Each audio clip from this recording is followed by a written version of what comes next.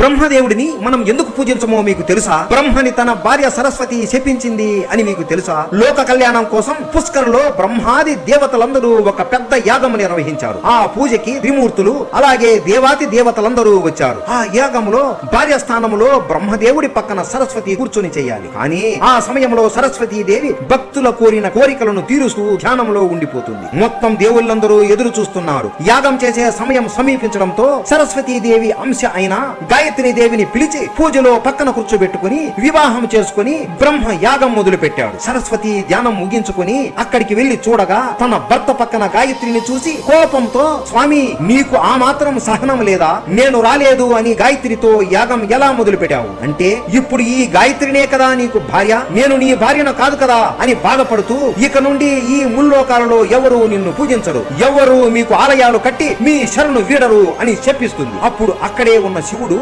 విష్ణువు సరస్వతి క్రోధాన్ని చల్లార్చి జరిగింది చెప్పి దయచేసి శాపాన్ని వెనక్కి తీసుకోమని చెబుతాడు. అప్పుడు సరస్వతి శాంతించి పుష్కర్లో తప వేరే ఎక్కడా బ్రహ్మదేవుడికి పూజలు చేయకూడదు అని శాపాన్ని మారుస్తుంది. ఇక్కడ ఎవరిది తప్పు, సరస్వతి దేవిదా లేదా బ్రహ్మదా?